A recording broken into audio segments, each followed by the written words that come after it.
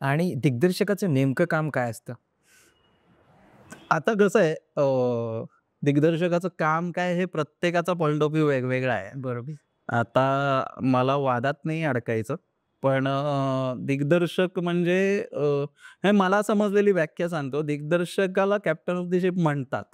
So captain of the ship म्हणजे तो जो काही प्रोजेक्ट आहे, तो जो जो काही शो आहे, टेलिव्हिजन शो असेल किंवा चित्रपट असेल, सो सगळी जबाबदारी त्याने घेतली पाहिजे, असं माझं म्हणणं आहे. मग ती कथा, पटकथा, त्याचा संवाद असतील किंवा ते जे काही पडद्यावर दिसेल, ते as a captain of the ship तुम्ही जबाबदारी घेऊन तो शो केला पाहिजे, तो चित्रपट केला पाहिजे. कारण कसं असतं कुठलाही शो आहे ना किंवा कुठलाही चित्रपट असेल, तो जर अनसक्सेस झाला किंवा जर तो फ्लॉप झाला, तर त्याची जबाबदारी डिरेक्टरवरच येते. बरोबर. आणि एक वाक्य आहे, की यशाला खूप बाप असतात, पण अपयशाला कोणीच बाप नसतो. सो ते होतंच, की जेव्हा कुठलाही प्रोजेक्ट सक्सेसफुल होत नाही, तेव्हा पहिलं पहिलं बोट दिग्दर्शकाकडे येतं. आणि हा नियम आहे. हां, तो कोणी माती खाल्लेली असेल, रायटरने खाल्लेली असेल, अभिनेत्यांनी खाल्लेली असेल किंवा बाकी ज्या काही टीम्स काम करतात त्या शोवर त्यांनी खाल्लेली असेल. पण ते बोट त्यांच्याकडे कधीच जात नाही. तर कोणी डिरेक्ट केला शो, तर ओके याने डिरेक्ट केला शो. ओके किंवा याने डिरेक्ट केला चित्रपट. आत्ता पण आपण कोणी चित्रपटाच्या फ्लॉप संदर्भात पहिलं बोट दिग्दर्शकाकडे नेतो. बरोबर.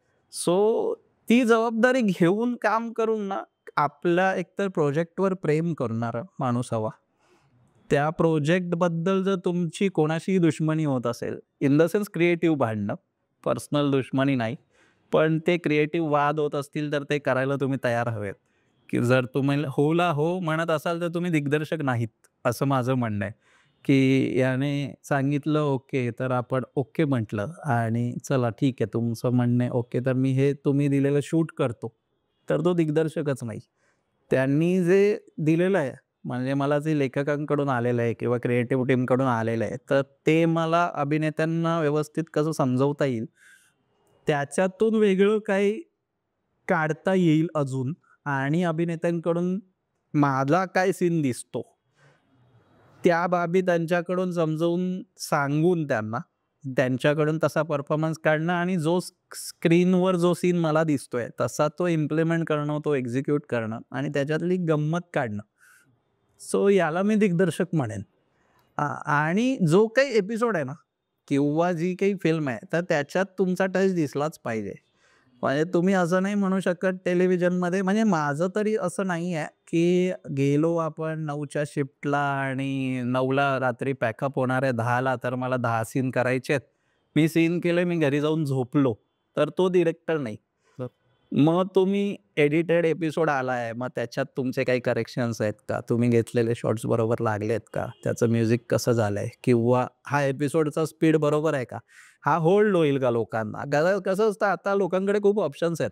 म्हणजे मराठीतच 5-5 चॅनल्स आहेत. तुम्हाला दर तुमचं जर 7चा स्लॉट आहे, तुम्हाला समोर 7ला अजून 4 शो आहेत आणि तुमच्या हातात मेन रिमोट आहे. तर तुम्ही लगेच चेंज होता. तुम्हाला 2 मिनिटं जरी होल्ड नाही केलं ना, लोकं बोर होतात आणि ते चेंज करतात आणि त्यात आता धोका असा आहे, की लोकं आता मोबाईलवरच सीरियल्स बघतात. म्हणजे आता आपली आई असेल किंवा घरातली जर स्त्री असेल, ती ओ-टी-टीवरच सीरियल बघते. म्हणजे ती 7 वाजेपर्यंत वाट नाही बघत संध्याकाळची. हो. आपले एपिसोड सकाळीच लोड होतात. झी5 असेल किंवा कुठलाही ओ-टी-टी असेल त्या चॅनलचं. तिथे सकाळीच एपिसोड येतो आणि तोपर्यंत दुपारपर्यंत आपल्या घरातल्या बायकांनी तो बघितलेला असतो. बरोबर. सो तो होल्ड होणं गरजेचं आहे. तो माझ्या मते तरी टेलिव्हिजनचा दिग्दर्शक म्हणशील ना, जो तो अर्धा तास त्याच्या प्रेक्षकांना खिळवून ठेवतो. सर तो डिरेक्टर ओके. असं आहे.